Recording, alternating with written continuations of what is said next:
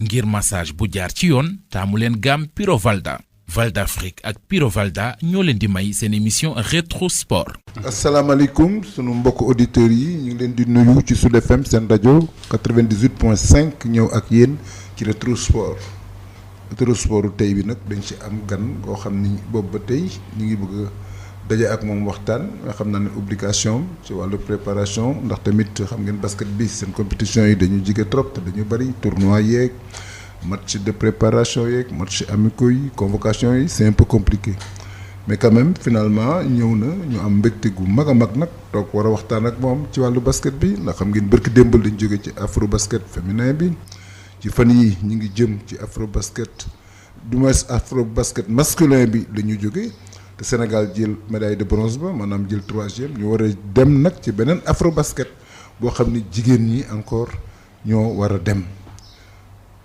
muy loo xam ne nag nit ñi boobu tey dafa am lu ñu ciy séntu mooy nekk champion d'Afrique ci wàllu góor ñi ci wàllu jigéen ñi ci wàllu góor ñi gëj na am ci wàllu jigéen ñi daan na am mais xaw naa gëj a am loolu yëpp ñu war ci waxtaan ci organisation beeg préparation yi compétition yi ak jëm tamit ci bal bi nga xam ni Sénégal daf ci am représentant boo xam ni daf koy jouer ak tamit organisation petite catégorie yi loolu yëpp daal dinañ ci waxtaan monsieur le président ñu war bu ñu ci jógee tamit dinañ waxtaan tamit ci yeneen discipline yi parce que tamit natation championnat nationaux yi ci wàllu xale yi am na ci piscine ba ñu waxtaan tamit ci volleyball bi parce que championnat d'Afrique yi tamit dafa war a am ci Kigali te ñu ngi koy préparer loolu yëpp daal jëm ci wàllu sport bi mais particulièrement actualité bi mooy basket bi kon président Babacar ñu ngi lay nuyu bu baax a baax. waaw maa ngi lay nuyu Papa Dieng doyen Papa Dieng.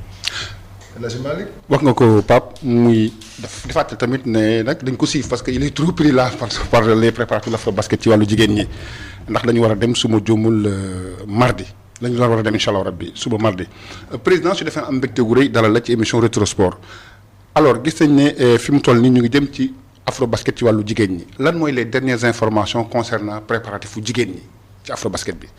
waaw les dernières informations mu lay gërëm El Hadj Malick si invitation bi c'est avec plaisir également laa fi ñëwee. di waxtaan ak yow si mbiru basket bi. sonn nga si sport bi sonn ngeen sax si sport Sénégal la. donc vraiment mbégte laa am ñëw toog tey jàkkaarloo ak yéen pour waxtaan ak yéen basket bi. bon dernière nouvelle bi mu mën a peut-être yow wax nga information mooy équipe bi talaata la war a jógee Dakar. si ngoon pour yegg Yaoundé si talaata si guddi. ñu war a noppalu àllarba alxames. ajjuma ñu joué premier match contre la Guinée à 10h ñu ñuy ubbi bal bi donc préparation bi démb équipe bi joué na match amical ak une sélection locale tey aussi dina defaat un deuxième match avec sélection locale dañoo prévoir woon sax faire un tournoi à Dakar comme ni ñu ko defee woon ci góor ñi mais à la dernière minute événement Guinée moo waroon ñëw événement Guinée yi tax ba Guinée mënatul ñëw Cap-Vert aussi bu joxe woon accord am war a ñëw Cap-Vert aussi désisté à la dernière minute donc entraîneur bi ne nañ def match amicaux ak sélection locale bu ñu demee aussi Yaoundé je pense que les premiers matchs de poule contre Guinée war nañ ko mën a considérer comme ay match de préparation compétition bi mu ngi réellement démarrer à partir des quarts de finale parce que Guinée ak Égypte lañu am suñu poule voilà ñu considérer ko comme phase de préparation tout juste avant maintenant la vraie compétition. le président yan ambition ngeen am ci Coupe d'Afrique des Nations boobu. ci jigéen ñi wàllu jigéen ñi. waaw si jigéen ñi xam nga dañoo rajeunir même góor ñi aussi dañoo rajeunir même su fekkee ne dinaa si revenir léegi mais dañoo rajeunir équipe bi objectif bi ñu jox entraîneur mooy mu dem si podium bi 2e ou 3e na am médaille ñu léegi nag ñu préparer prochain afro basket pour ñëw reconquérir le titre mais fu mu ne nii compte équipe bi dañ ko changé ba ëpp na 60% amoon am ay xale yu nga xam ne ñu ngi def première compétition nga ne sas leen ne gaje leen par force demande Nigéria xam nga loolu aussi dafay xaw a kii donc mais liñ objectif bi ñu am mooy d'ici 2 ans au prochain afro basket ñu mën a am une équipe bu nga xam ne nii dina war a mën a gagner parce que xam nga tamit équipe bu Nigéria bi. mu ngi nekk au top mais équipe aussi day am cycle. voilà donc ñun li ñu mën a def mooy balaay cycle Nigéria bi jeex ñun ñu créer beneen équipe capable maintenant de régner. mais président est-ce que Sénégal li mu représente ci basket bi yëpp dem ji podium bi du c'est pas minimaliste nga yaakaar. waaw xam nga il faut que réaliser parce que bu góor ñi xam nga dañuy dem gagner. waaw c'était un objectif. buñ déclaré. pour que ñu bañ a yaafus mais xam nga boo jëlee équipe nga rajeunir ko sur les 12 joueurs 9 ay bees lañu woon ñu ngi doon ñëw compétition mu nekk ay xale man ay judd 99 2000 donc vraiment nga ñëw pour la première fois nga ne da ngay gagné prétention la. mais ñun suñ biir on était aussi réaliste. surtout que la ñëw ba si biir mu am 2 blessés Maurice Ndour li nga xam ne moom amoon expérience bu blessé tout ça fait que objectif bi c'était effectivement la gagne déclarée mais c'était vraiment de monter sur le podium et de préparer maintenant une équipe compétitive d'ici le prochain Afrobasket et je pense que xale yi ma gis bu ñu leen jàppale nii. non man ci jigéen ñi wax ci jigéen ñi. parce que Sénégal su ma juum. c'est vrai c'est le pays le plus titré. waaw mais xam nga aussi dañuy bañ aussi. waaw dañuy bañ aussi déception xam nga aussi loolu si sport si la bokk. nga réaliste. wax dëgg parce que aussi mënoo am équipe bu xale nga ne da ngay dem wax nit ñi ne damay gagné. même su fekkee xale dañoo mën a basket am nañ talent. waaw mais xam nga mën nga woon ne objectif déclaré. yaa damay dem pour am médaille d'argent médaille de bronze. mais sa biir yow en ton fort intérieur nga ne man médaille d'or laay ut. loolu dañ koy def mais li ñu bañ mooy gëmloo population bi que équipe bi ñu am ay xale leen dañuy dem gagné ñu gagné ñu ne non yéen a waxoon da ngeen di gagné il faut que sport aussi ñuy xool di programmer yëf yi di xam ne loolu la parce que mënoo xëy rek ndar xëyul sotti. équipe da nga koy togg ba mu ñor bu ñoree nag nga xam ne tu as la meilleure équipe incha allah nga dem pour gagner. le président dañu gis ci compétition africaine yi la plupart du temps dañuy gis ay joueurs yoo xam ni ak ay joueurs yoo xam ni dañu âgé même en Europe ak un peu partout à travers le monde ñoo xam ni dañu âgé te dafa am lu bari lu ñuy indi ci seen équipe yéen certes da ngeen di def rajeunissement mais xalaatu leen tamit ni les expérimentés malgré leur âge am nañu loo xam ni xale yu amuñu ko et pendant les moments difficiles mën nañ leen génne ci situation yi. dëgg la boo xoolee Tunisie bi gagné Afrobasket garçon. ay mag a fa nekk am nañ sax le doyen du tournoi qui avait 42 ans. équipe bi 2015 bi ñu organisé perte Tunisie dafa organisé 2015 perte dem demi-finale perte le président Ali mu ne moom xam ne am na équipe bu baax bu mën a am gagné bu am expérience automatiquement en 2017 mu organisé waat parce que nee na demi-finale bi mu perte loolu 2017 après mu gagné 2021 mu ñëwaat gagné avec des joueurs expérimentés. waaw mais xam nga aussi expérimenté d'accord naa mais am na benn âge aussi xam nga 40 ans def sport de haut niveau aussi c'est un peu compliqué mais je pense que jusqu'à 35 ans war nañu mën a utiliser nos joueurs pour ñu jàppale xale yi sur le principe d'accord naa si mais ñu ne dañ demoon am na yenn joueurs yi nga xam ne ñu ngi amoon ay 38 ans 39 ans waaw loolu aussi je pense que boo préparé wu relève bi bu ñu doon xëyee bu dootul mënati daw parce que au sport de haut niveau aussi benn âge bi dafay compliqué nga pratique mais équipe moom jeunesse la ak expérience te vraiment li ñu gis Kigali wane na Cameroun Côte d'Ivoire dafa amoon joueur expérimenté moo tax peut-être ils ont aussi joué contre le Sénégal Tunisie bi gagné dafa am expérience ñun amoon nañ 3 joueurs expérimentés mooy góor gi mooy Youssou Ndoye ak Maurice Ndour malheureusement Maurice Ndour gaañu ci quart de finale bi et je pense que bu fi nekkoon match contre Côte d'Ivoire bi peut-être match bi mënoon na demee neneen. mais président bi di ba tey ci Afrobasket ci wàllu jigéen ñi gis nañ ni Nigéria moo ko mujjee ñëw fii jël ko fi gagné ko est-ce que Sénégal yi dem pour wan boppam Nigéria podium bi ci yan disposition la Sénégal di war a dem taxawu ji fële ca Cameroun. waaw xam nga bu mu waxee par exemple man 2015 daa nekk fédération. waaw def naa ñetti Afrobasket ak jigéen ñi ñetti Afrobasket yëpp final nañ. ci jigéen ñi waaw ci jigéen ñi 2015 dañu final Yaoundé gagné. 2017 ñu final Mali contre Nigéria perte. 2019 ñu final Dakar contre Nigéria perte. donc ça veut dire que compétition yi yëpp dem nañu final te dem final yombul Alaaji Malick mais boo xoolee équipe bu Nigéria bi moo jógee Jeux olympiques boo dem sax li bi ñu jotee information joueurs yëpp ñëwaat nañ seen joueurs yi demoon Jeux olympiques ñëw nañ duñ ay Nigériens proprement parler bon amul boo xoolee c'est des Américains. équipe bu Nigéria bi ñëwoon Sénégal sur les 12 joueurs les 9 n'étaient pas nés au Nigéria États-Unis lañ nekk fa lañ màggee. mais ils ont am nañu origine nigériane. waaw seen parents yi ñoo ne origine nigérienne c'est des Nigériennes d'origine. mais dama la wax ne ñooñu États-Unis lañ màggee fa lañ juddoo fa lañ màggee fa lañ jàngee basket. dañ leen di woo rek ñu ñëw basket après ñibbi États-Unis donc on joue à la limite contre des Américains entre guillemets. c'est extrêmement difficile xam nga loolu donc pour ma kii mais sport aussi da ngay être réaliste. Nigéria gagné nañu mais gis nga même final bi ñëw nañ ba mëne. dans les 3 dernières minutes ñu raté ay panier facile ay perte de balle yi tax na après Nigeria gagné on a fait jeu égal avec le Nigeria en 2019. En 2017 moo ñu gagné finale mais en match de poule c'était un match serré escaladé donc à la limite quoi mooy favori Nigeria mooy favori parce que ak expérience bi mu am ak qualité joueurs yi mu am. mais comme ni nga ko waxee Sénégal pays de basket la. mënul dem tournoi ne voilà c'est que man président man li ma nangul góor ñi dama ko nangul jigéen ñi. góor ñi man sax j'aurais préféré reconquête titre ci góor ñi ci jigéen ñi. que ci góor ñi pourtant nag boo xoolee. actuellement waaw. góor ñi ñoo ëpp pépinière joueur ko jigéen ñi góor ñi xoolal équipe bi. demoon Kigali yaa ngi équipe U19 bu nga xam ne nii demoon na. Coupe du monde U19.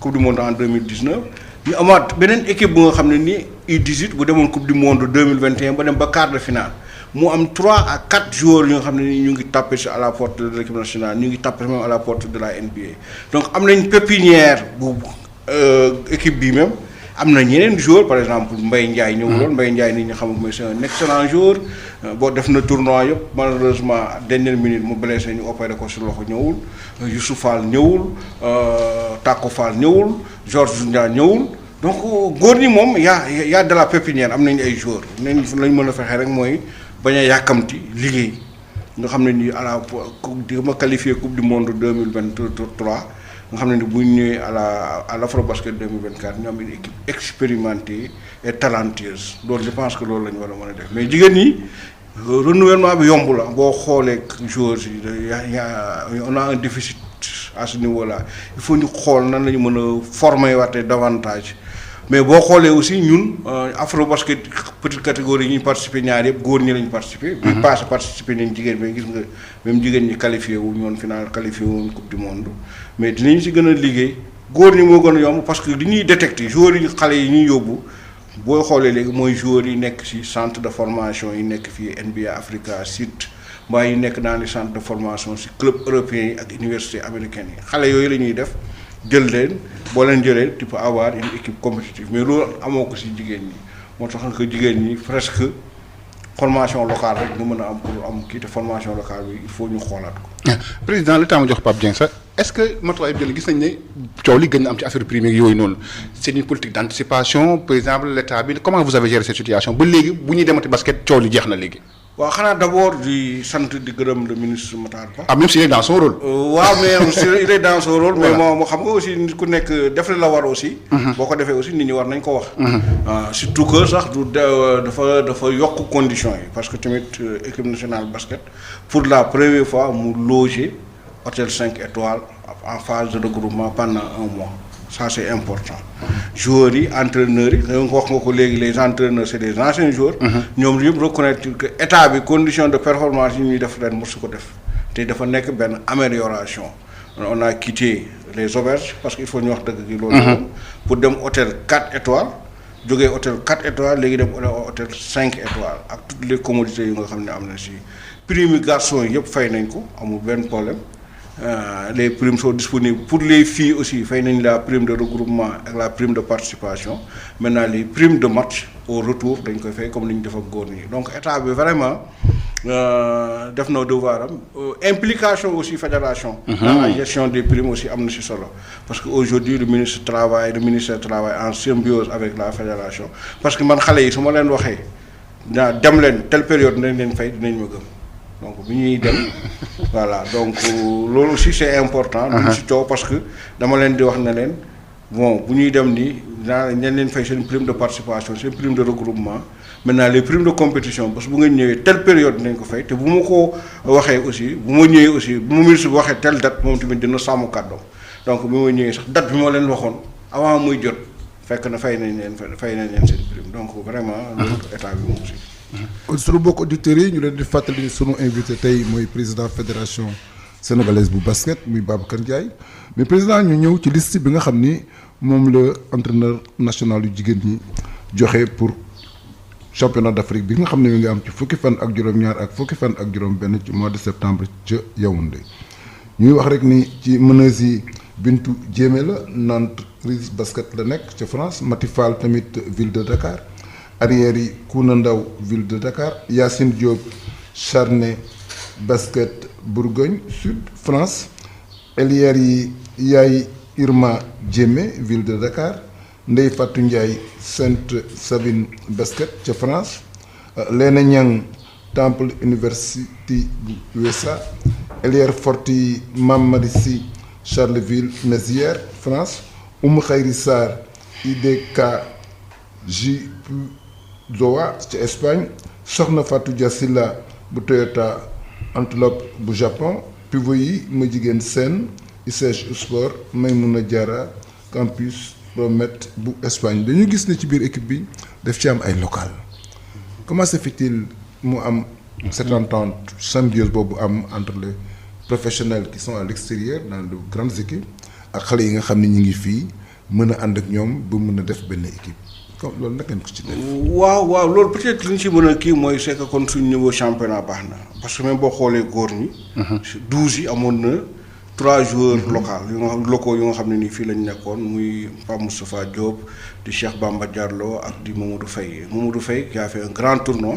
même ñoom ñëpp voilà donc ça veut dire que suñu niveau championnat baax na. ñëw même dans l'ensemble boo xoolee même équipe malienne day am ay joueurs maliennes yu nga xam ne suñu championnat lañ nekk ñu woo leen équipe nationale Mali li ñu war a def rek mooy jéem a xool nag nan lañ gën a mën a améliorer le niveau de notre championnat parce que équipe moom Sénégal yëpp ko bokk du ku ñuy jouer extérieur rek ñoo ko moom entraîneur bi day xool les meilleurs Sénégalais du moment mu def sélection bi donc fii aussi je pense que comme ni nga waxee ñoom Mati Fall ñoom Kounda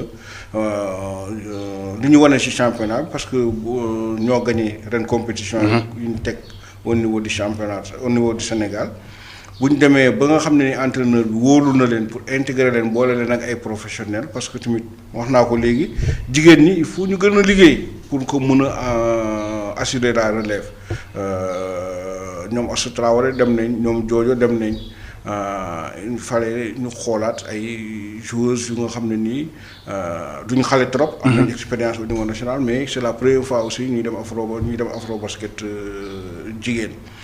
équipe bi boo xoolee Mame Marie Sy Yacine benn yoon la def 2019. Mame Marie Sy à quel âge.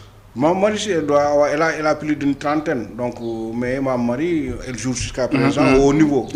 C'est ça qui fait que xam nga wax nga ko léegi expérience baax na. joueur moom pour moi le premier critère pour être sélectionné c'est la performance sportive boo amoon sax 100 ans si tu peux nous apporter plus que ki am 20 ans yow la ñu war a jël.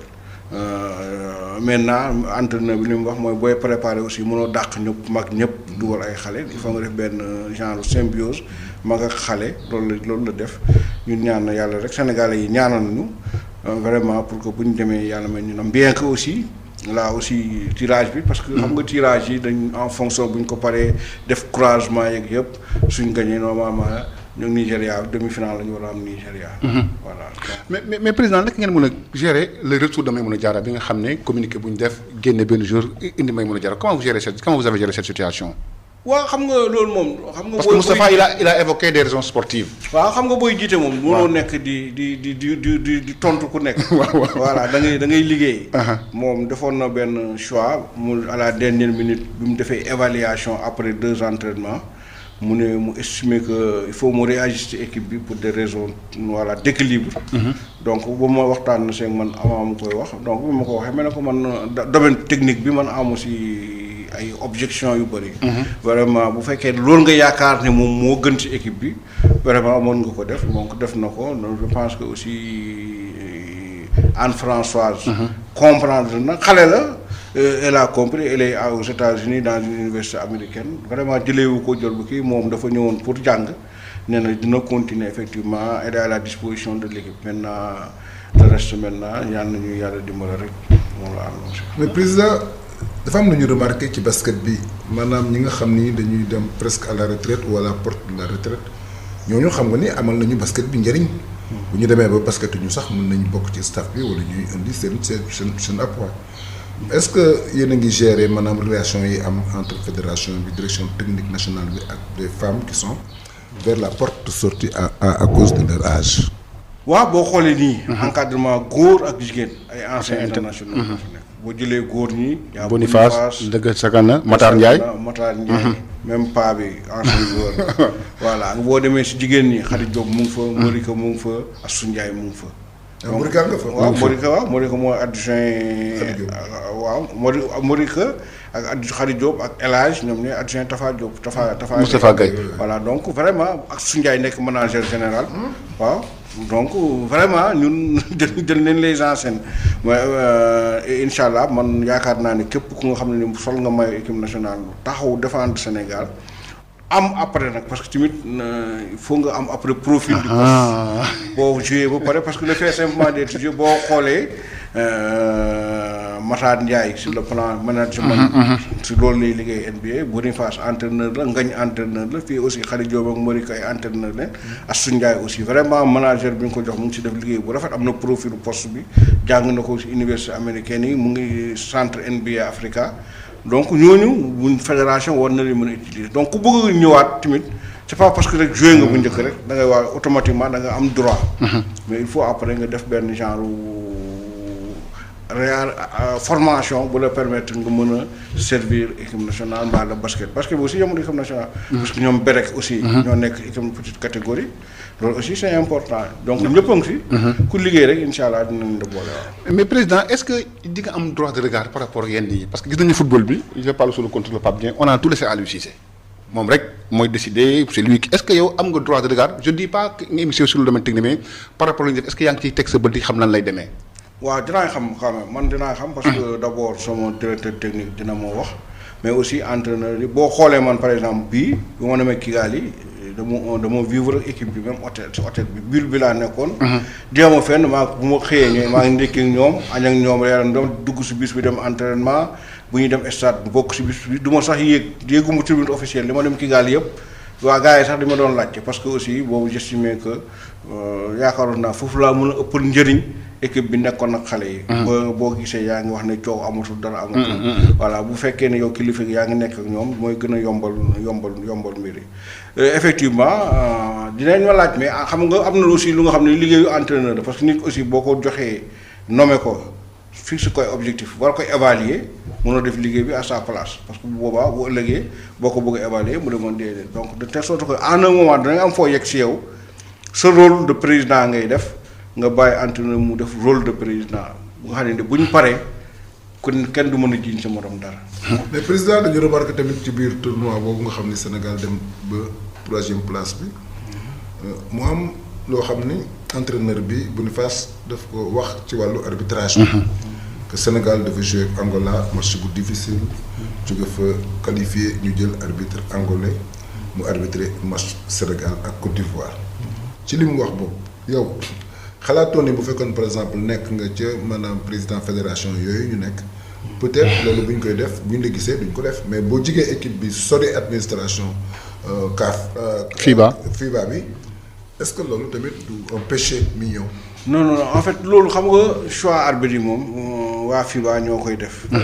dañ koy génnee. la présence du président au niveau. non foofu sax du fi président yi nekkoon du foofu sax lañ doon defee choix arbitre yi. donc même foofu boo fa nekkee.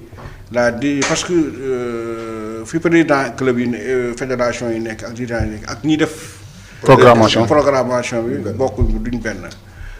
donc vous ne pouvez pas contester. non si mën nañ ko contester dans toutes les réglementations mën nga bind pour récuser un arbitre. récuser voilà. mais ça dépend par exemple heure bi ngay xam ne arbitre bi désigné nañ ko xam nga dañuy ne ngay nekk dans un. da ngay nekk dynamique de préparation du match bañ a nekk ci détail yaa ngi préparé sa quart sa demi-finale ñëpp ngi de concentré wu nga ñëw ba à 2 heures du match ngay xam kan mooy arbitré fekkoon la veille nga koy xam non mais le jour ji nga koy xam da nga naan bon attends doo sa énergie da nga koy bëgg a def feneen bon malheureusement effectivement loolu am na bi mu amee aussi man li ma mën a wax rek mooy bind naa FIBA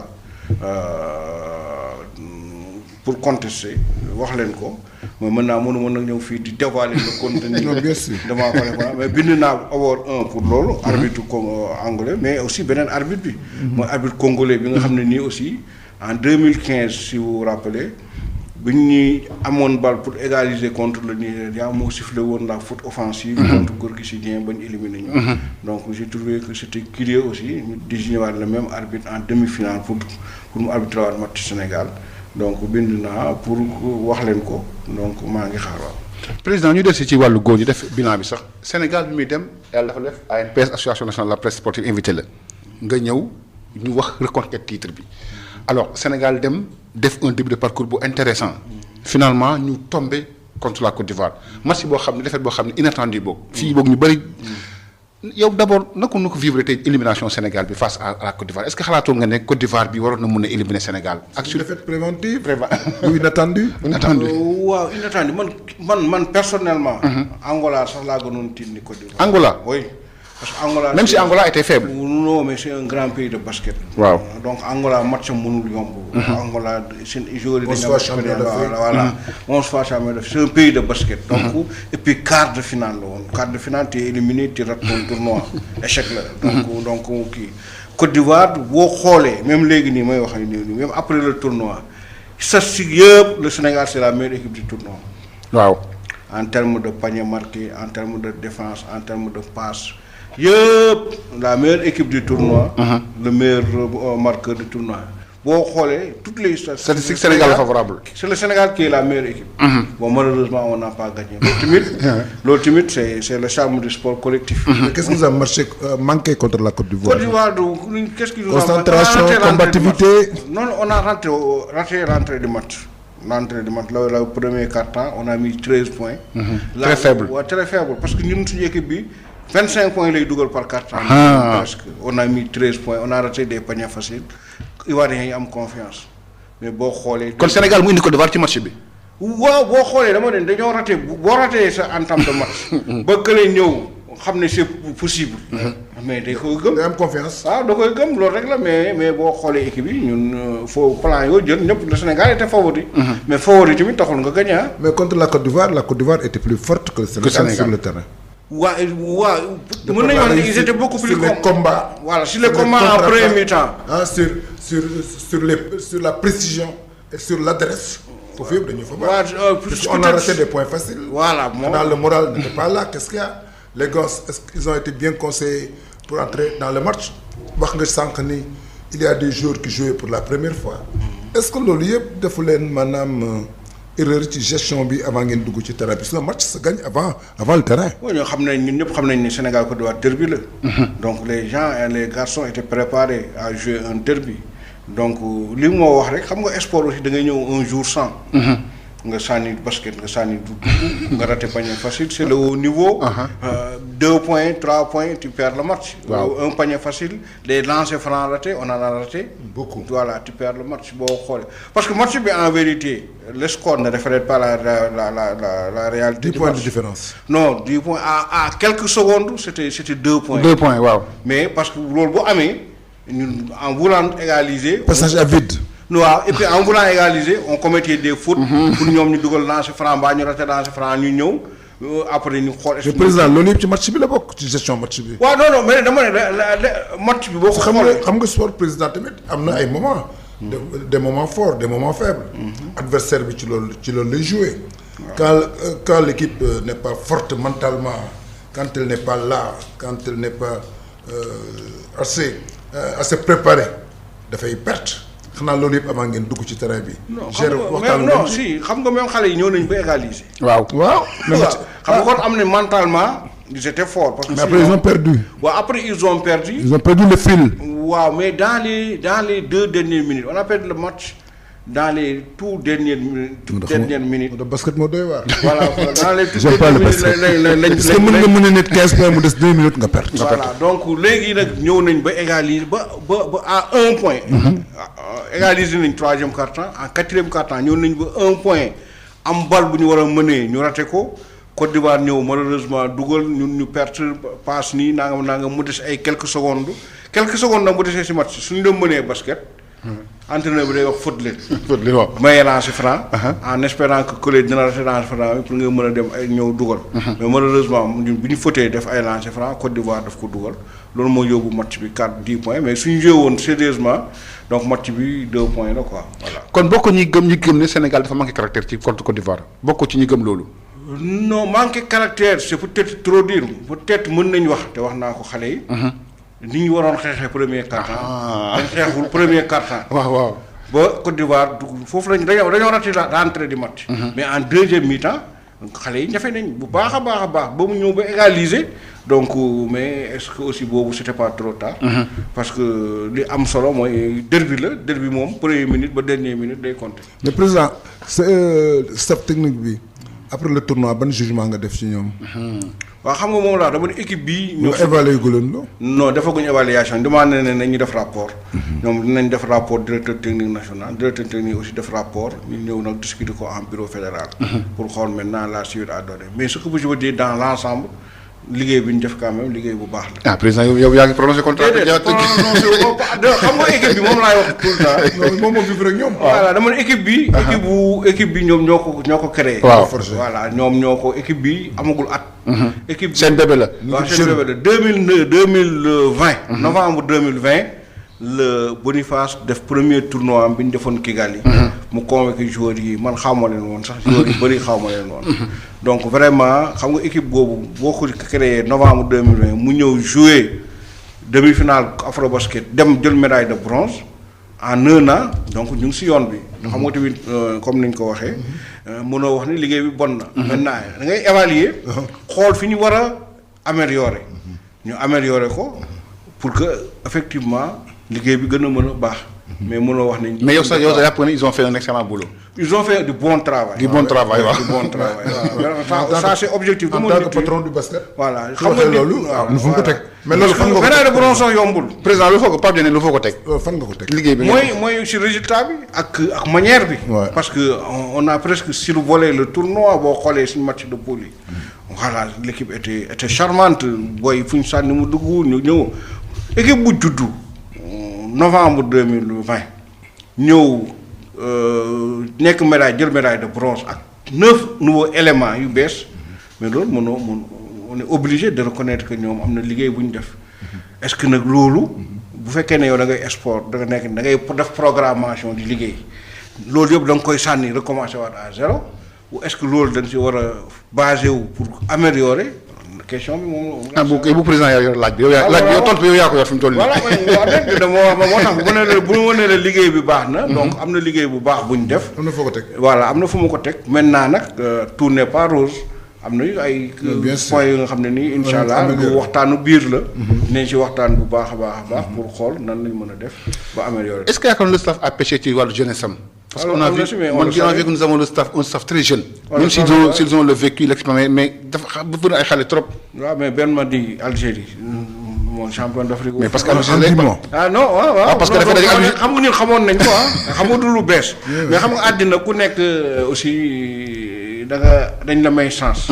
pour nga mën a liggéey. waaw donc ñu xam nañ ko. Boniface a été un joueur de haut niveau. loolu c'est un fait. Ngagne également. Matar Ndiaye également. ñoom ñëpp ensuite boo xoolee ñoom def nañ jàng nañ seen métier. ba am seen diplôme. Boniface diplôme espagnol. l'Espagne c'est un très grand pays de basket. Ngagne diplôme NBA. Matar Ndiaye aussi def formation en management en communication. donc ñoom amoon nañ léegi nag leen manqué mooy expérience. expérience internationale. expérience d'une équipe nationale. projet bi en vérité soo xoolee au départ dinaa koy wax tout le temps Boniface en vérité devait être là comme adjoint pendant l'Afrobasket 2021 de Porfirio.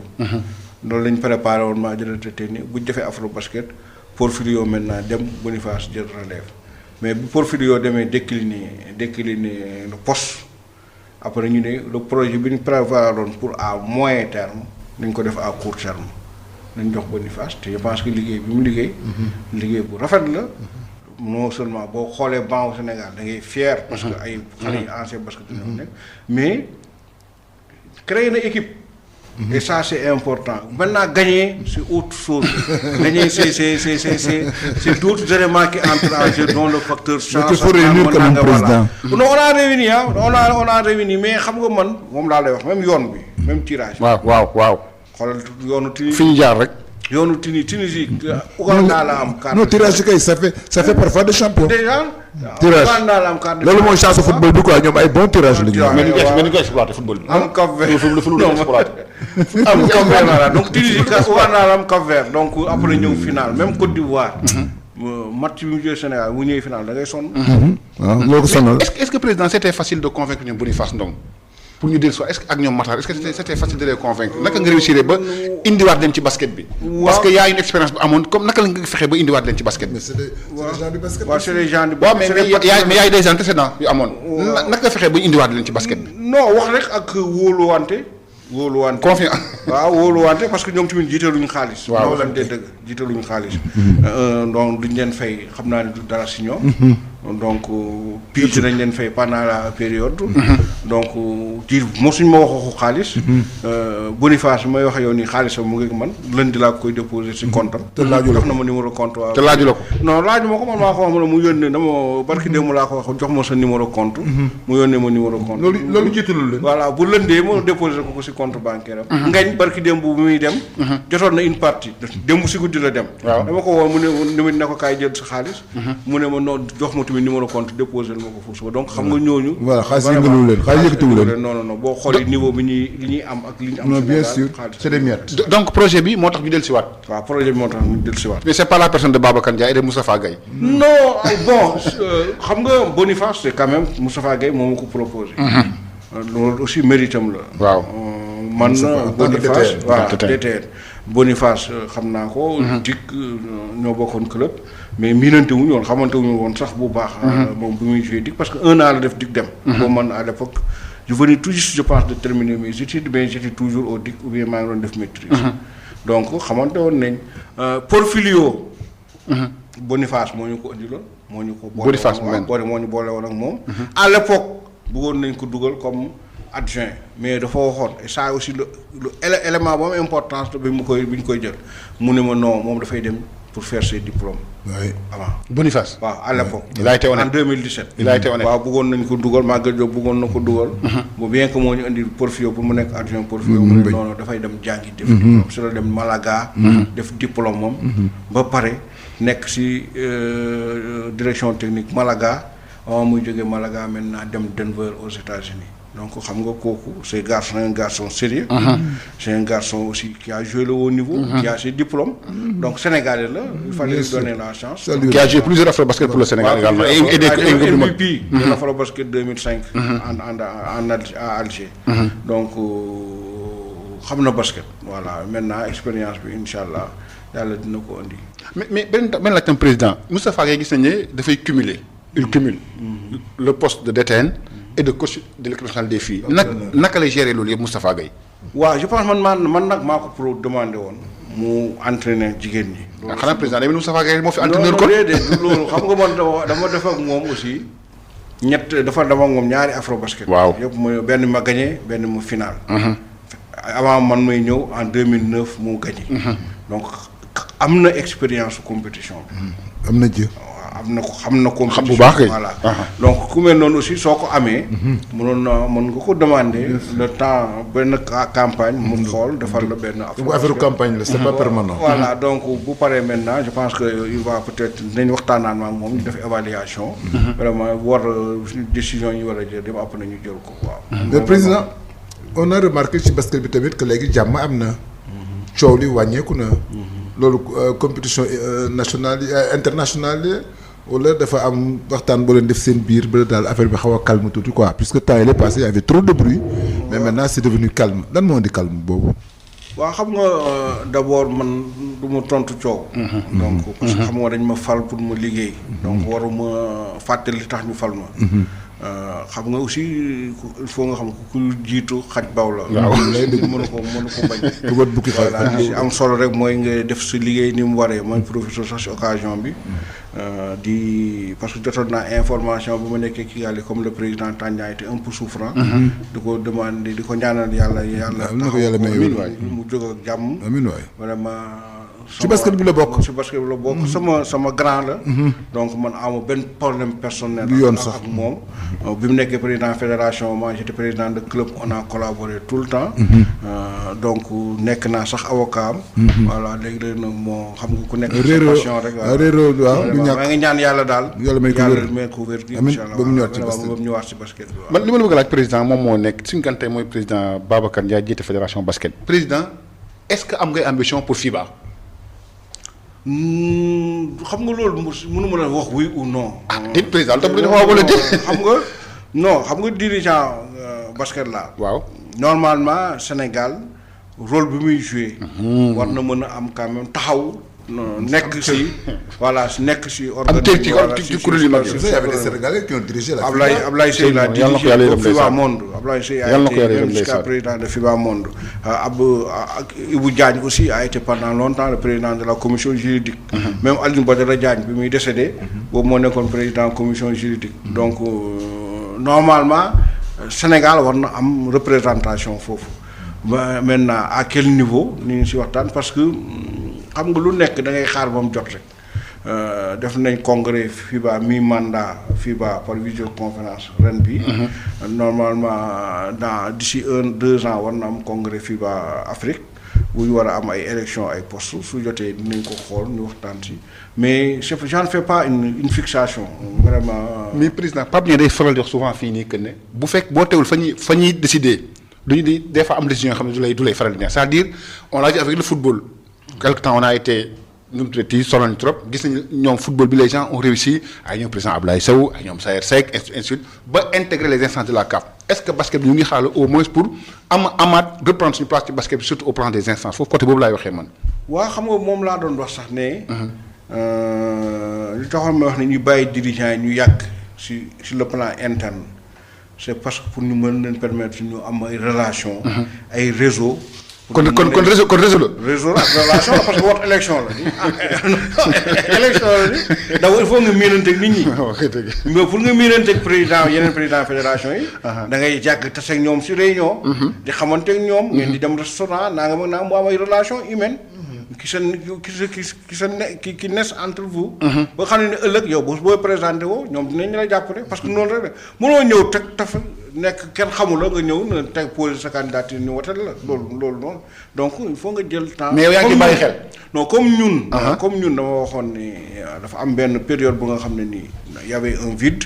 avant Abdoulaye Seye moo ko nekkoon. waaw après ñoom Ibou Diagne ñu ngi foon donc tout le temps doon na am ay transition mais depuis parce que Ibou Diagne on a perdu son poste par ay querelle entre Sénégalais moo taxoon ñu perte postam si lañ sax defee par exemple réformer FIBA texte yi que léegi su fekkee ni def nga fa benn mandat en tant que élu pour nga représenter wu tu n'as plus besoin du mandat de ta fédération. mais boobaa tu peux d'office te représenter parce que Ibou Diagne dafa bëggoon présenter wu à l'époque fédération approuvé wu doon candidature am ñu perte poste bi donc ñu ngi siy liggéey rek ñun ñëpp pour xool dëkk ay relations et je pense que incha allah Sénégal war na mën a compter si basket sur le plan international. mais président expatrié yi ngeen yóbbu ci parce que afro basket féminin bi lan lañ leen indil. En termes de résultats.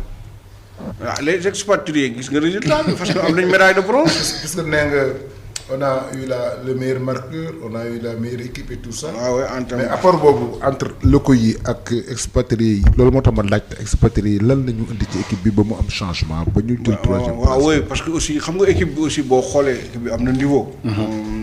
boo ñëwee ba demi-finale afro basket ba jusqu'à la dernière minute. non kenn xamul. le président le basket se gagne toujours à la dernière seconde. waaw moom laa dama ne xam nga moom mooy équipe bi. c'est pas le football le basket. dama ne mooy équipe bi. une seconde mooy mën nañ la ci gagné. waaw mais xam nga équipe bu ñu demee ba dernière seconde dernière minute kenn xamul ko gagné mooy équipe bi ñoo yem doole. waaw mooy équipe bi amoon na doole. amoon na niveau joué final. yow yàgg nga si sport maintenant final comme wax naa ko léegi c'est autre chose moi c'est la 3e fois muy jouer demi-finale Afrobasket. mais bu nga ñëwee ba léegi ñaata nga gagné final. non gagné naa finale si jigéen ñi. 2015 perdre 2 finales si jigéen ñi. ci jigéen mais kon président perdre finale nag xam na ñu nga xam Sénégal ñu bëri ñu wax gagné wuñ dara. waaw mais président. final dafa am dem coupe du monde. mais président final xam nga final. da nga ko war a gagné. te yow nee nga gagné googu ci góor ñi. yow lan nga xalaat ni moo la manqué ba tax gagné woo ko parce que tamit. un président de fédération a un apport sur son équipe par rapport au final qu'elle joue. waaw loolu damay wax xam nga basketu góor. Afrique Sénégal moo su ko dominé. Angola moo ko dominé ak plus de 10 titres 11 titres. mais Angola lan la ñuy ëppale ba dominé ko. non xam nga Angola di gagné. dëgg organisation wala moyen organisation moyen. Angola infrastructure également. waaw mooy yooyu yëpp si organisation. et à un moment donné Angola xam ni ñëpp xamoon nañu ne c'était un pays socialiste. ñoom dañu miser woon pour la visibilité du pays. bien sûr. voilà sur le basket. c'est le basket qui sur le plan international. voilà moo doon. noonu vitrine bi moo doon vitrine nu Angola. donc pendant longtemps ak handball bi waaw ñoom la ñuy jël ay disciplines yi nga xam ne c'est des disciplines yi nga xam ne yaakaar nañ ne mën nañ fa gagner ñu def dugal ko mu nekk seen genre diplomatie. donc loolu moo tax ak le président Dos Santos. non excuse nu mu tudd sax fàtte naa ko le président de l'Angola bi fa nekk. Dos Santos effectivement. donc mu investir nit ñi sax wax nañ ne à un moment donné la fédération de basket de l'Angola avait un budget propre. ba nga xam ne nii assemblée ñoo koy wote jox ko. du jaaru sax du dépendre du ministère des sports mais boo xoolee ñoom tamit léegi doole boobu ñu amoon. mu ngi wàññi parce que peut-être état bi politique bu njëkk bi mu si doon def ñoom defatuñ ko mais donc ñun mosuñ dominer le basket on a été 5 fois champion d'Afrique donc yi nga xam ne nii les 2 ou 3 premiers avant les années 80. moom boo jëlee dans l'ère moderne. 97 lañ gagné. waaw boo jëlee de 80 à maintenant donc 80 yoon lañ ko gagné donc ñun dominé wuñ le basket africain chez les hommes mais nag on fait partie des meilleurs soit on est 2e ou 3e on se qualifie à la coupe du monde on va à la coupe du monde en 2014 gis nga prestation bi ñu demoon dem 8e de finale donc équipe bi à chaque fois que le basket organise ay compétitions sur le plan national et international africain ak sur le plan mondial le Sénégal est présent et le Sénégal en Afrique est soit 2e ou 3e et le Sénégal se qualifie depuis 2014 on se qualifie régulièrement à la coupe du monde. boo xoolee même jigéen ñi aussi c'est la même chose. ñu dem publicité te dellusiwaat. ngir massage bu jaar ci yoon taamu leen gamme Piro Valda. Valda Afrique ak Piro Valda ñoo leen di may seen émission rétro sport.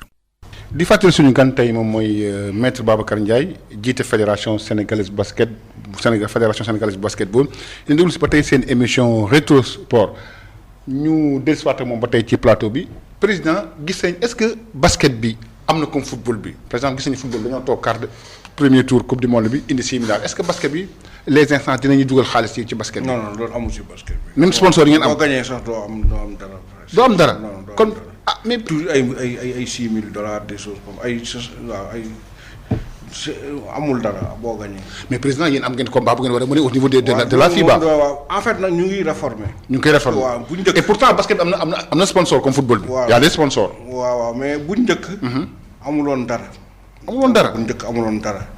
léegi ñu ngi instauré di jox premier bi 2e 3e bi ay enveloppe mais c'est pas important bëriwul ay enveloppe $10,000 3e ñun bi ñu jëlee 3e $10,000 lañ ñu joxoon 6 millions ci 6 millions xam nga loolu du xaalis. maintenant nag dañ ne il faut que ñu jouer comme au football boo gisee parce que léegi dafa bëri match. waaw doyen mu koy wax ñu ngi def afro basket góor. waaw après ñu def afro basket jigéen après am na fenêtre éliminatoire coupe du monde au mois de novembre. amaan na fenêtre février ñu ngi def schéma bu nga xam ne dañu permettre ñu bëri compétition pour sponsoring bi mën a ñëw. pour mën a indi xaalis. ndar xëyut sotti je pense que. boo qualifié ndoole man Saloum donc boo ko gisee aussi léegi boo qualifié coupe du monde dinañ la jox.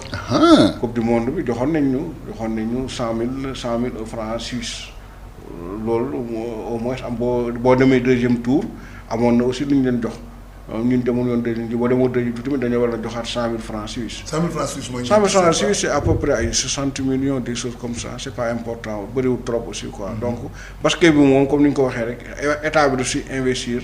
Voilà pour la vitrine du pays. Parce que aussi xam nga sport moom léegi. mooy domaine ba nga xam ne mais est-ce que ni xalaat au niveau de FIBA mën na sa porte combat bi est-ce que les responsables africains ñu ngi xalaat mën na sa pour changement parce que tam président li ngeen investir dafa bëri trop ba pare en retour doo am sax doo ko mën a balancer sax tamit ça y a aussi des choses à boire et à manger. dëgg la xam nga dëgg la mais dama la bëgg wax mais même football bi joxe aussi. ba léegi taxul état bi mu ngi jàppale ci équipe nationale. waaw donc c'est important mais est-ce que xaalis moo ci war a jiitu c'est important. xaalis aussi pour ñu jàppale. mais basket bi boo ko xoolee comme ni ma ko waxee léegi y a l'honneur du pays y a la vitrine du pays parce que boo xoolee pendant 15 jours on a parlé de Sénégal dans les médias sur le plan international nangam ba jour final bi yëpp nga ñëw même gagné woo mais ñu woo la devant toutes les télévisions du monde ce pays ñu woo leen jox leen ay médailles ak tout ça nangam ça compte quand même pour la vitrine du pays donc loolu la bon maintenant xaalis bi ñu siy waxtaan mais comme duñ ko doon kii. amuloon mais léegi le principe est acquis maintenant nag il faut ñu xool nan la ñu mën a fexe vraiment mais xam nga basket moom moyen basket États-Unis la NBA mooy. mais pourquoi NBA réussir loolu et pas ñun mënuñ fexe ba réussir loolu pourquoi NBA réussir loolu. waaw loolu moom xam nga peut-être NBA xam nga basket moo fay première discipline. moo fa basket moo fa dominer football. NBA ñoom bokkuñ États-Unis moom bokkuñ sax FIBA. bokkuñ FIBA. ñoom bokkuñ. ils sont autonomes. voilà ils sont autonomes même boo xoolee compétition FIBA yi joueurs NBA yi amuñ obligation ñoom les joueurs yi jouent dans les championnats de la FIBA yi pays affiliés FIBA ñooñu dañuy ñëw mais même les joueurs yi nga xam ne dañuy jouer Euroleague aussi. benn organisme la buy créer compétition ñoom tamit amuñ obligation ñëw.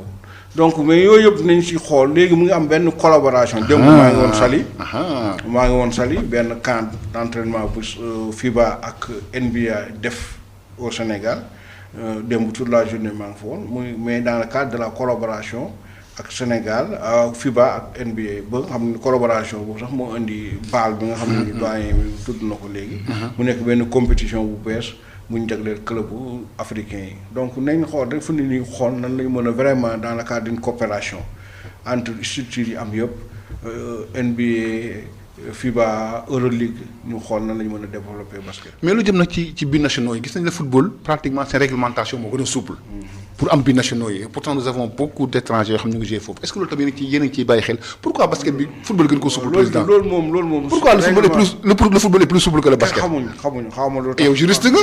mais en fait peut-être que li am basket c'est compliqué. lu tax parce que dañuy wax ne la même joueur bu nga xam ne nii yaayam sénégalais la. waaw papaam sénégalais la bu juddoo étranger su amul passeport sénégalais avant 16 ans duñ ko considérer comme sénégalais. oui c'est ça la vérité. Georges Niang bii xam ne nii moom papaam sénégalais la yaayam américaine la Georges Niang mosul loon mu ngi États-Unis mais boo ko indi woon pour qualifier ko da ngay am problème am nañ ay yeneen joueurs si jigéen ñii am na benn joueur qui s'appelle nan la tudd bu ñu wàññi bu nga xam ne nii nan fàtte naa turam wàññi nañ ko parce que on a demandé ñu qualifier ko ba sonn Timéra la sant. FIBA nañ non parce que moom France la juddoo France la jàngee basket bien que ses parents sont des Sénégalais dafa am benn article.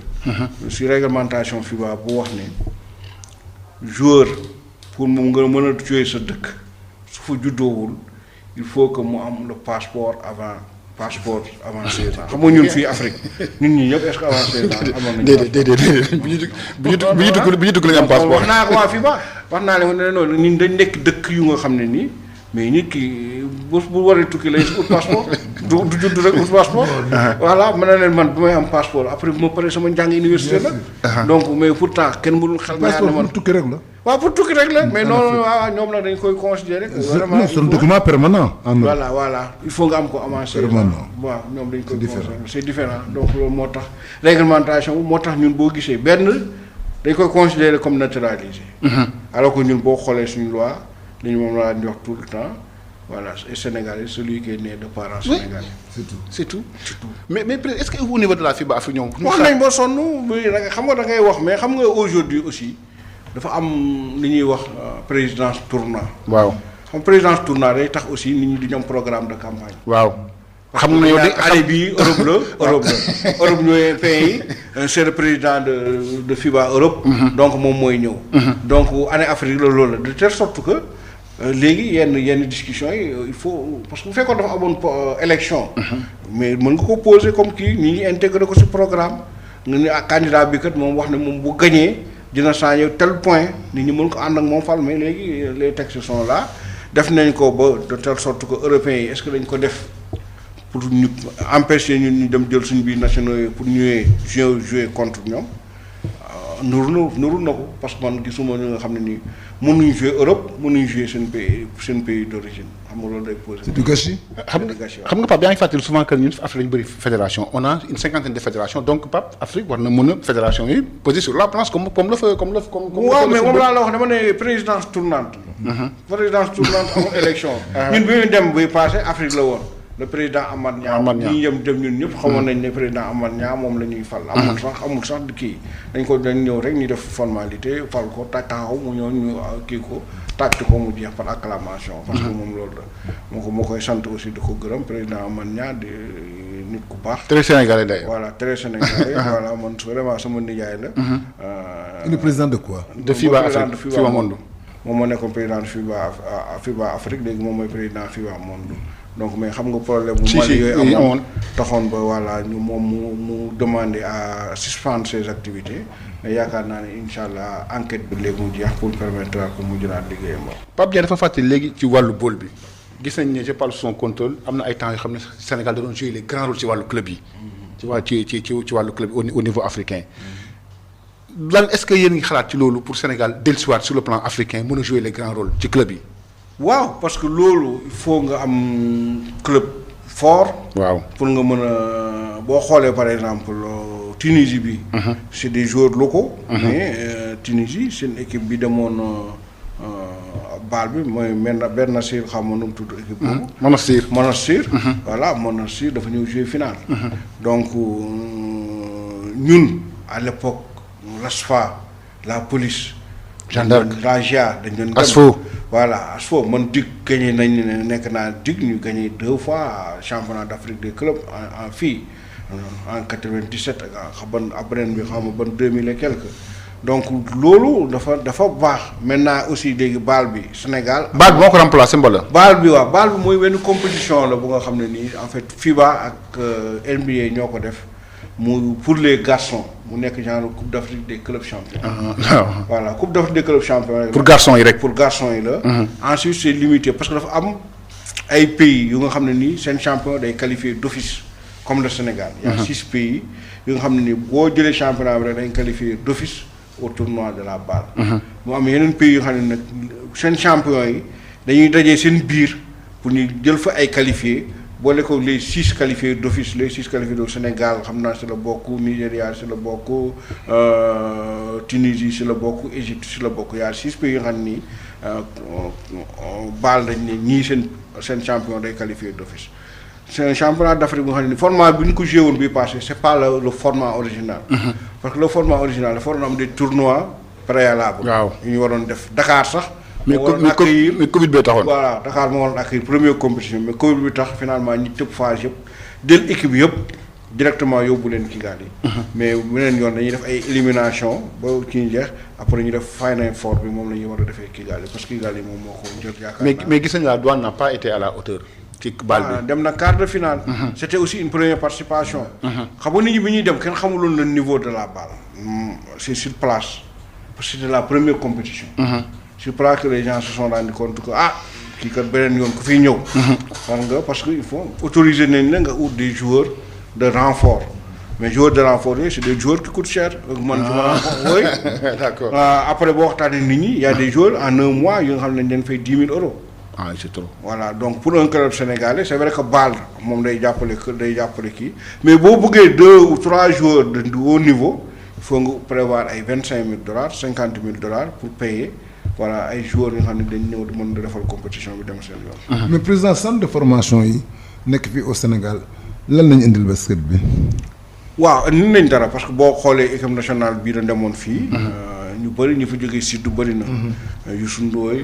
Gorgui Sy Dieng ak ñoom Bamba Diallo ñu beneen ñeneen ak ñeneen ñoom Ibrahima Fall Faye ñoom ñëpp Sud lañ jógee donc mën nañu wax ne amal nañu apport maintenant keroog maa ngi ciy réfléchir am na aussi yeneen centre de formation yi nga xam ne il y a beaucoup d'étrangers est-ce que buñ ko bàyyee en l'état ëllëg duñu retourner contre ñun ndax dañoo war a xool est-ce que waruñu réglementer un peu en faisant une obligation au centre de formation ñu avoir dans notre effectif ñu am au moins 50% de Sénégalais c'est un débat yi nga xam ne nii man constat bu ma def la maa ngi ciy réfléchir et le moment venu dinaa defal proposition ministre des sports ñu xool vraiment comment. yow da ngay alerter daal. waaw damay analyser parce que boo demee xam nga boo ñëwee gis benn affaire. après war nga ko jàng xool. ñu ko centre de formation la effectivement bu am Sénégal mais fii kat y a 2 Sénégalais et il y a peut-être 16 étrangers. mais président des fois c'est des centres privés. waaw c'est des centres privés mais qui exercent au Sénégal. waaw voilà. exercent au Sénégal donc exercent au Sénégal xam nga dans tous les pays les gens réglementent mën nañu wax ne mën nañu la autoriser nga def centre de formation au Sénégal. voilà ak avantage mais en contrepartie effectif bi européens lañ koy def war na mën a am tant de nationaux. mu permettre que ñu mën ci bénéficier wu. mais yeneen sélection yi maanaam sélection jeunes yi. fan ngeen ci toll ndax am na ay participation yoo leen def. ci stage yi préparation yi administration bi arbitre yi. seen formation. foofu loolu yëpp lan la ci fédération bi. non jeunes yi moom gis ngeen ni demoon nañ coupe du monde en U19. ak parfait def la meilleure participation du Sénégal. dem ba quart de finale coupe du monde. demoon nañu aussi afro basket góor ak jigéen aussi maa ngi siy xalaat sax ne bon de waxtaanaguma si nag sama kilifa muy le ministre des sports Matar bi parce que yëfu état la est-ce que waruñu mën a sax xool noonu nañu organiser afro basket U17 U18 parce que afro basket U18 cherul trop boo waxtaan ak état bi boo amee benn subvention rek étatique le reste fédération mën na génne moyen pour ñu mën a jéem a xool voilà est-ce que maa ngi dinaa xool daal su possible ma demande état l'autorisation ñu def ko ñu ngi former mettre en place des équipes de U16 organiser afro basket U19 vraiment def lu nga xam ne ni lépp arbitre yi aussi c'est bien afro basket góor ñi amoon na ñaari arbitre sénégalais yi fi été présent jigéen ñi aussi am na sénégalais qui a été choisi une sénégalaise qui a été choisie dina dem donc on a le niveau africain le niveau international. président lan mooy sa relation ministre bi gis nañ ni Matar ba toutes les fédérations dañ koy jàpp yi ministre bu baax la. non dañ koy remercier. il a réussi à apaiser les choses mbala c'est lan la. waaw man de souvent c'est ñu lañu fekk ci sport boobu c'est des relations tout le temps conflictuelles entre l'État et les fédérations. waaw man xaw ma ko woon sax avant may nekk président fédération. waaw man moom bu ma nekkee président fédération laa ko xam te liggéey moo tax ñu xamante. si biir liggéey bi nag xamante nañ si bu ko nekk découvrir sa morom ba ñu am si des relations de confiance. bu nga xam ne sax mën nañu ko considérer comme des relations d'amitié. vraiment muy nit ku nga xam ne aussi lu moom mos a wax daf koy def. parce que ça aussi c'est important. c'est capital. waaw c'est capital. les situations day am mu ne ma non Babacar dama woo waaw président xoolal noo ko gérer. le préventif. voilà soo ñëwee. ma xool ni ma def naa ko kii. bien sûr bu ma waxee je le fais yàlla dimbali nañu depuis 2015 ba léegi. incha allah ñu ko dama ko léeg-léeg sax man moom daf may ruus léeg-léeg damay def loo nga xam ne damay xaw a exagérer. même en termes de dépense mais daf may ruus day gëm bàyyi mu jàll. en tout cas il est apprécié par l'ensemble des présidents de fédération au Sénégal. campagne aussi day impliquer les présidents de fédération. Vraiment. De telle sorte qu'aujourd'hui parce que. donc c'est pas difficile de travailler avec lui. non c'est pas vraiment difficile c'est un bon ministre des sports pour man. mu nga xam ne nii. aussi aussi ça c'est important xam nga aussi loolu c'est important xam nga nit dina xam ne léeg-léeg mu xam ne da koy def lii pour intérêt Sénégal. relations humaines. voilà ak li nga xam ne nii lii da koy def parce que mooy warugaram. parce que loolu moom ça c'est important gis nañ tamit président ci wàllu basket bi Covid bi yow bokk nga ci ñi nga xam ne mooy fédération njëkk annoncé ay mesures comment ban impact la basket Covid am ci basket bi. waaw gis nga Covid bi moom ñun on a arrêté mais on a même obligé fi ñu joué nañ. fédération bi joué pendant la période dure si lañ bokk à huis clos. waaw c'était pour terminer les compétitions bien que ba léegi dese leen benn compétition pareegul mooy la coupe du Sénégal. waaw boobu war ngeen ko jouer moom. war nañ ko jouer fu mu ne nii il faut ma waxtaan ak club yi aussi parce que xam nga loolu ñëw rek imposer leen parce que situation wala kon dafa mel ni ko football dafa bëri coow comme football bi dafa bëri coow basket bi dafa bëri coow comme football bi le président daf gars yi ne ko non. waaw xam nga ñun demi-finale lañu nekkoon. waaw ba joué nañ benn demi-finale aller benn match. malheureusement après xam nga douane dafa amoon 2 joueurs internationaux ak seen entraîneur bu demoon Afrobasket. waaw pas bi waaw mënoo leen programme. waaw donc ñëw nañ waxoon naa leen nag ne leen nañ continuer entraîner suñu jógee Afrobasket dinañ programmer match. mais bi ñuy dem si loolu lañ d'accordoon donc dinaa leen jël parce que mën nañ bañ a xaar ba Afrobasket jigéen ñi parce que Afrobasket jigéen amul dara lu muy impacté si basketu góor. donc mën nañ ko programmer pendant l'Afrobasket góor ñi. est-ce que le basket bi nga am ay sponsors. waaw mu nga am sponsor mën naa wax ne par exemple boo xoolee Sénégal bi muy maillot yi. quand même amoon na sponsor ba montant peut-être bi ñuy joxe ça aussi c'est un autre facteur mooy montant bi ñuy joxe est-ce que doy na mais on remplir nañ li ñu yoon may. FIBA li mu ñu mayoon yëpp mooy doon nga am sponsor ci kanam. sponsor ci ginnaaw. sponsor ci short bi. ak sponsor ci blouson bi. donc am na sax ay sponsor boo xam ne dama ne ko bon mënu fees naa mais moom nee na d'accord donc am Afrobasket bi tane na waaw tane na. mais loolu da ngeen am président commission marketing wala c'est le carnet d'adresse du président. non am nañ commission marketing mais aussi on a une discipline quand même qui se vend bien. waaw mais après dafa laaj réseau tamit. su marketing boobu moo laaj réseau. président waaw dina am xam nga bon émission bugguma def publicité. non je vois. voilà bugguma def publicité mais daal am na ay sponsors yi nga xam ne ñëw nañ jàpp si bon maintenant. dina la permettre nga organiser un championnat. ak yenn dépenses équipe nationale nga def ko mais c'est pas des centaines de millions. voilà. waaw mais c'est un fonds de roulement. waaw c'est un fonds de roulement correct ah. pour le moment aujourd'hui non je dis damay wax. voilà man bi may ñëw. waaw boobu bu ñu ma joxee les contrats de sponsoring de la fédération ça faisait 50 millions. l'an aujourd'hui on est à presque 150 millions. 150 millions 150 millions ou plus donc xam nga donc am nañ contrat 55 voilà donc ça veut dire que aujourd'hui on a progressé dans ce domaine-là multiplié nañ ko par 3. maintenant ni ñuy wax rek nañ def nànk-nànk am objectif avoir 500 millions de sponsoring. mais loolu nag dafay daaj liggéey. te ñu ngi si waaw. mais loolu. mais loolu le Malick di wax est-ce que vous avez quelqu'un qui a fait du marketing qui connaît le travail qui peut aller faire qui ça s'en charge personnellement au lieu que la fédération elle-même se dirige vers les partenaires. non xam nga ñun dañu am d'abord des partenaires historiques. waaw xam nga partenaires historiques yi ñoo fi nekk. damay tudd c'est Orange. voilà c'est la Lonase. waaw c'est le port. voilà léegi après nag am nañ AIBD bi passé. en partenariat. voilà en partenariat. Kirène aussi ñëw na. voilà donc de telle sorte. mais AIBD le benn partenariat ngeen am c'est sur les. contrats transport sur les tickets de transport. non ñoom dañ ñoo joxe xaalis mais pour que ñu def ñoom ñoo nekk ci sortie yi. AIBD parce que xam nga aussi ñoom. il faut dañuy développer seen politique. pour faire de Dakar un hub. voilà de transport aérien. donc visibilité aéroport de Dakar ñoom moom lañ bëgg de telle sorte que bi ñuy demee gis nga bi ñuy ci Afro. ñoo leen di transporter. non ñoom ils gèrent l'aéroport de Dakar c'est Air Sénégal qui transporte. xam nga voilà ñoom ils gèrent. l'aéroport de Dakar bu ñu bëgg a développer. ba mu nekk un aéroport international nekk un hub de transport. aérien africain. donc politique boobu moom la DG général mais loolu nag pour mu def ko aussi il faut que mu rendre visible l'aéroport de Dakar nit ñi xam ko loolu moom moo taxoon mais moom tamit vraiment donc en plus des sponsors comme ni ma la ko waxee woon. traditionnel. am nañu ay yeneen sponsor yi nga xam ne. mais xam nga président basket dafa nekk une discipline boo xam ne c'est la discipline la plus titrée au Sénégal. gis nañ ne football bi ñun bien vrai que pourquoi ma référé ci football bi am nañ Sadio Mané am Idrissa Gana Gueye mais sur le plan marketing indi lu ñu dara. nous avons une fédération wax naa Augustin boo xam ne on pêche sur le plan marketing est-ce que yéen am ngeen sax un agent boo xam ne spécialiste boo xam ne il peut profiter de nu mu tuddati du basket pour mën a apporter quelque chose à la fédération. am nañ ce qu'on appelle le président de la commission marketing. de la fédération nga xam ne loolu la jàng. mooy président ASFO bi. waaw El Hadj Daouda Ndiaye. waaw moom mooy préparer les dossiers techniques. bu defee pare dossier technique ba pare nag ñu envoyé ko sponsor yi.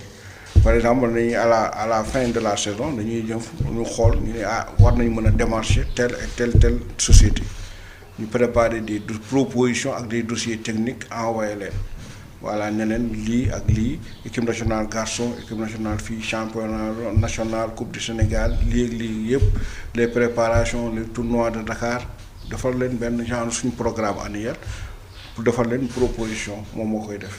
mais président ba tey beneen laaj moo la bëgg a laaj ci wàllu basket bi ba tey gis nañ ne Marius Ndiaye les gens Arena c'est bien beau mais dafa sori est-ce que ñu xalaat yéen pour faire revivre at basket bi parce que Marius Ndiaye mooy bien vrai que sax affaire infrastructure domaine état bi la pour yenn match yi muy am Marius Ndiaye pour nit ñi dellusiwaat ci wàllu basket bi. waaw xam nga même tournoi de Dakar bi. man insisté woon naa pour ñu def ko Marius Ndiaye. waaw góor ñi. waaw mais entraîneur bi nee na ma bon risque de blessure. waaw c'est vrai. ak le terrain parquet bi baaxul. waaw donc Dakar Arena aussi mënuñ ko tëj du or.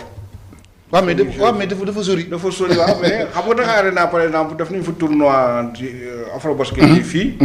nit ñi dañ doon ñëw. waaw ba stade bi fees bañ tëj ko. boo ma dem dans congrès FIBA monde ñu féliciter Sénégal parce que pour la première fois match de basket jigéen ñu joué ko devant plus de 15 000 personnes ba ay. mais parce que équipe nationale yi la. waaw parce que mu amaat ay nit. ci biti. waaw donc on a joué devant plus de 15 000 personnes bañ tëj stade bi mu amaat. mën nañu wax sax ay presque 10 000 personnes. ñu bëri si biti. waaw donc loolu dañ ko imaginer dañ ko wane FIBA congrès FIBA monde féliciter Sénégal wax ni vraiment barki démb rek maa ngi gis Kigali le secrétaire général de FIBA monde. mu mooy réitérer que ñoom il compte sur le Sénégal pour développer maintenir le basket africain au niveau mondial. donc loolu lu am solo la. wax nañ mën am nañ parquet pourtant même Marius Ndiaye parquet NBA la. parquet bi Gallo moo ñu ko may. waaw mais profité aussi di ko remercier.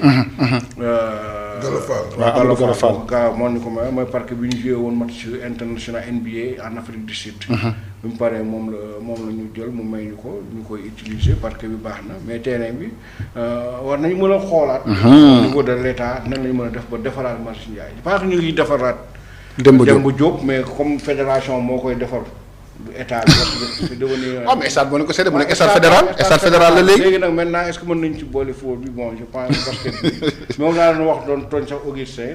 mais même benn titre foncier la. donc waaw benn titre foncier la. ñafe leen seen côté comme moom li mu def comme que ne nga yow FIBA amuñu moyens yi FIFA am. seen sponsor yeeg yooyu ngeen jëm leen jigéen parce que defar stadium bi moo gën a yomb defar. stade bi.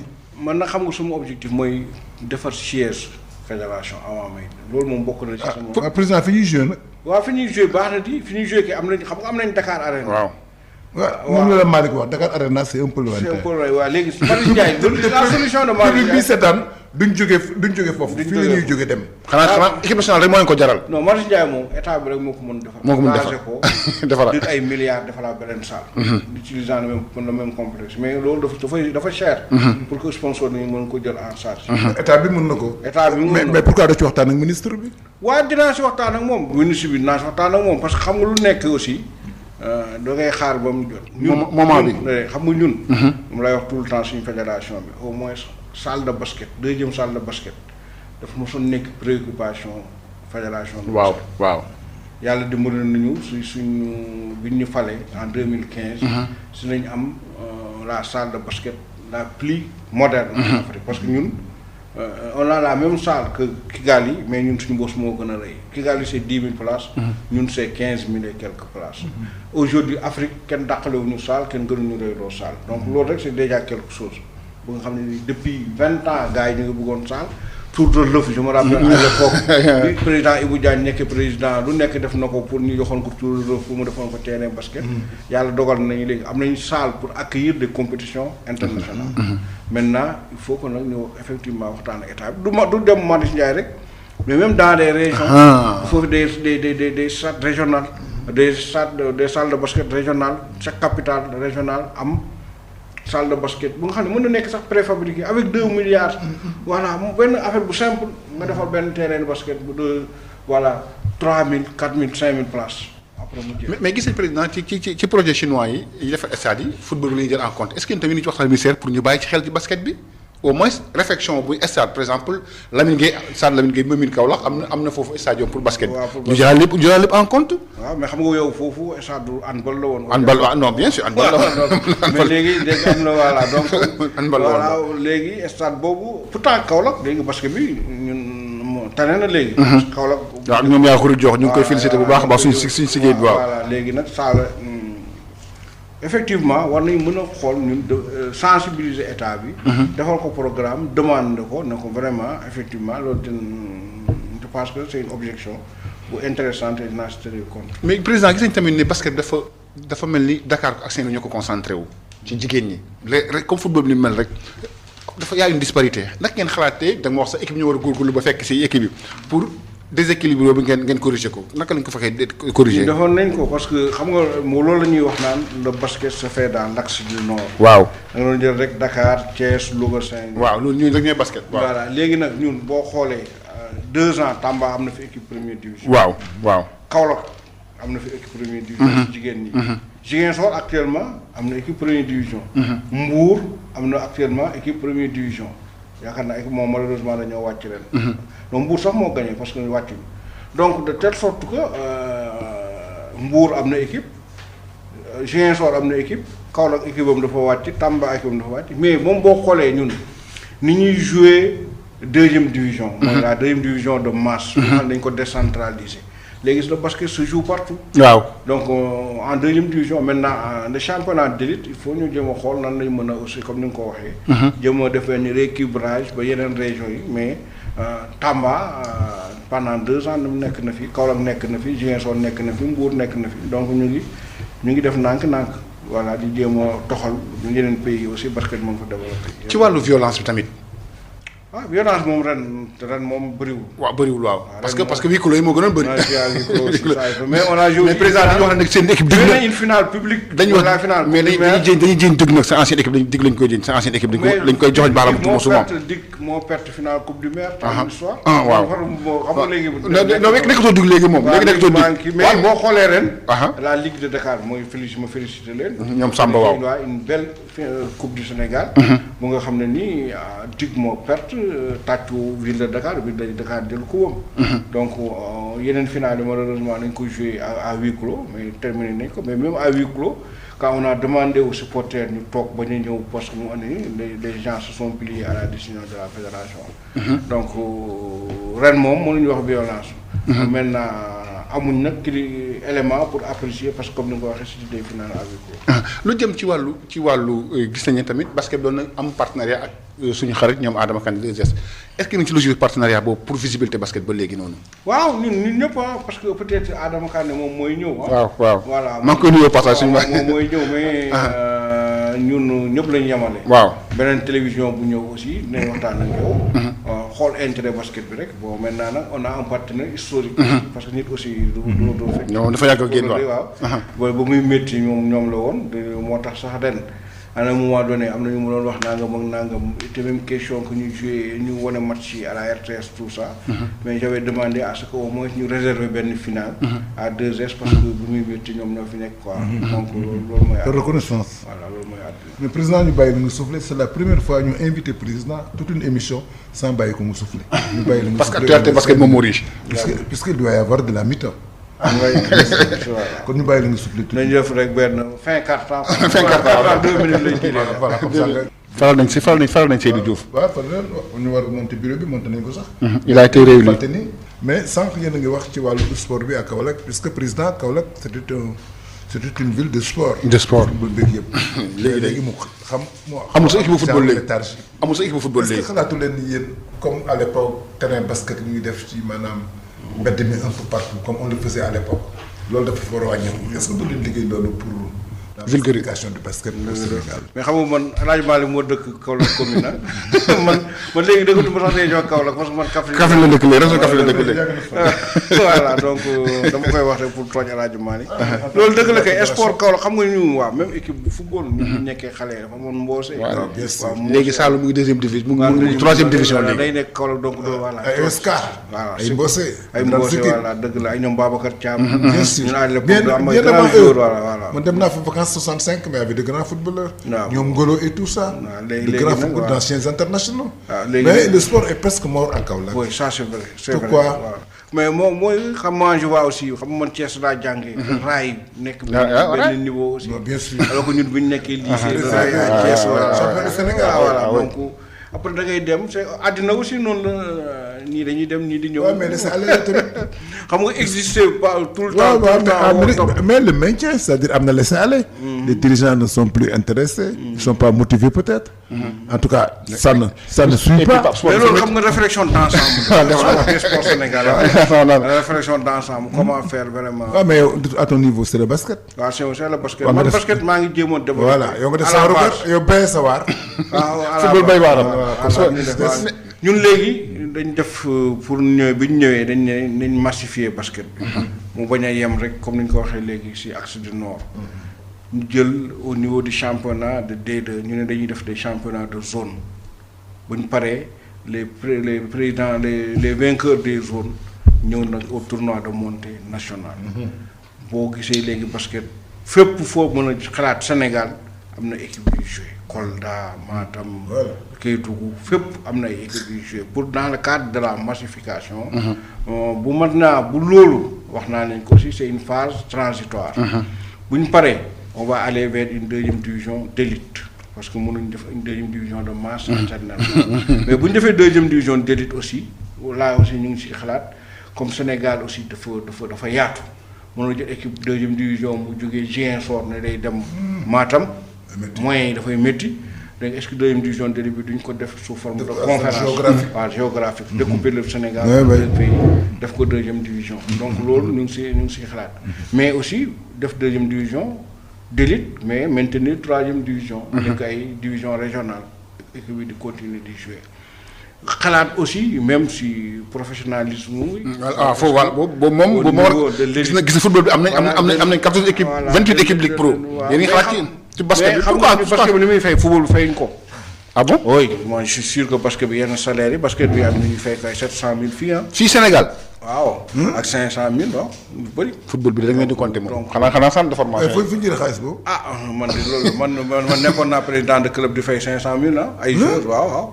Sénégal loolu la donc. ay joueurs basket 500 000 Sénégal waaw loolu kay man xam naa. bien sûr j'étais président club yow. nekkoon naa président club xam naa aussi yeneen joueurs am na voilà donc lu nga xam ne nii 500 000 logés nourris xam nga loolu 700 000 la. waaw. donc li ñuy fay boo xoolee war nañ ko mën a professionnaliser. mais maintenant tout est problème de réglementation. d'abord war nañ mën a. d'assistance mais aussi am na beneen forme ñu si xalaat aussi maa ngi siy xalaat.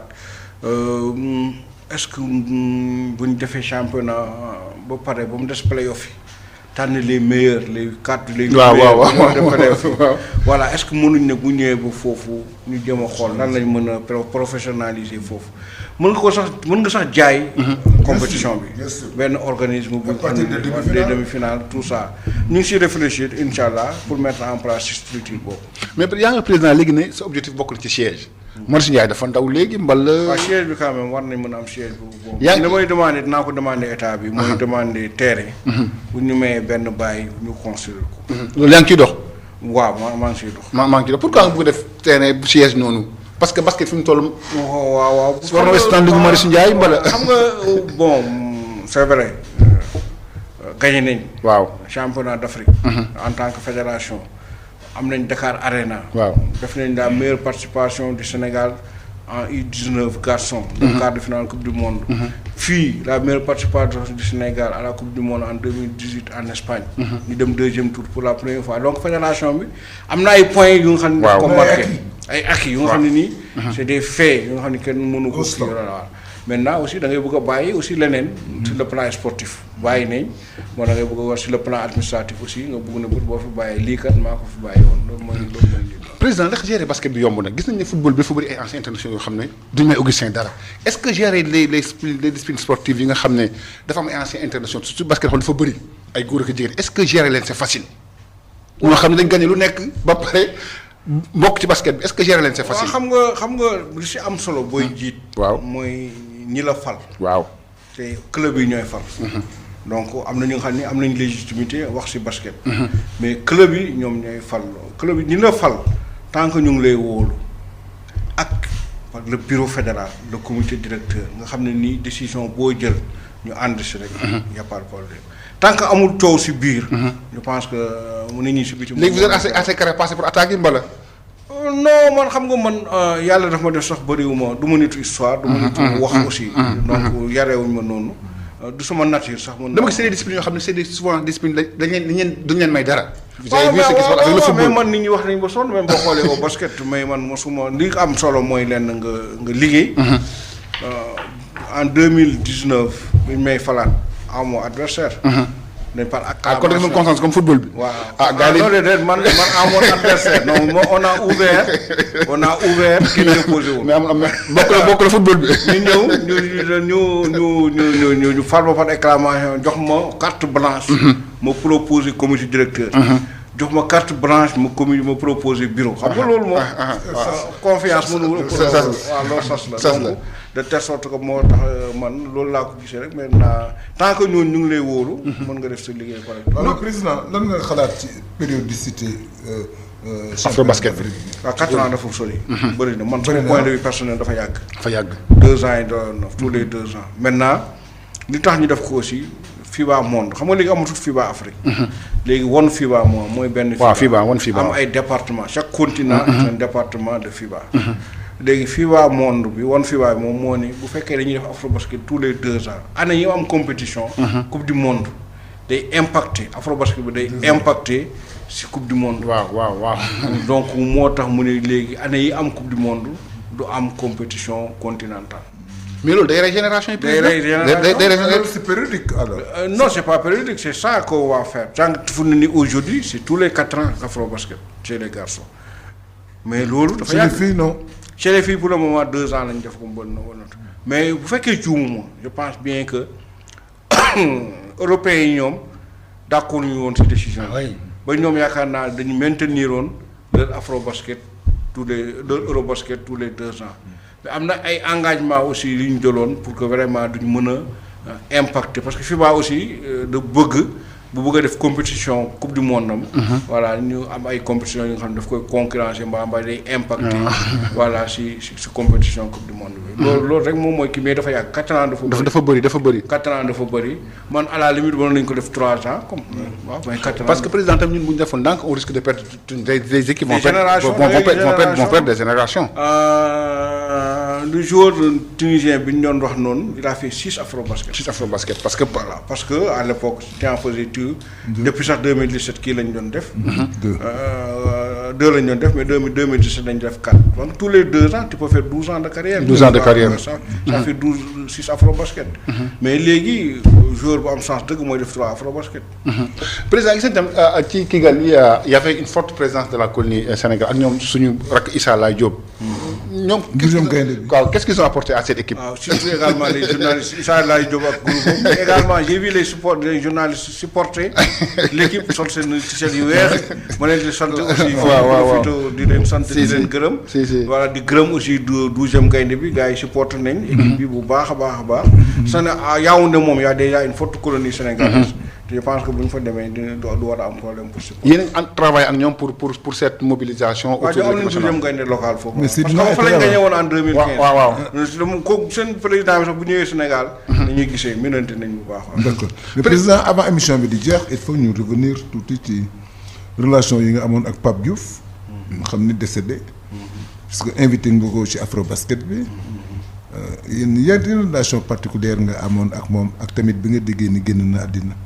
lan la def parce que ànd naa ak moom ci Afrobasket bi nga invité ko. waaw 2019. waaw xam nga Pape Diouf moom kenn mënul wax sport Sénégal. te doo ko si tudd. voilà mu nekkoon fierté Sénégal yëpp.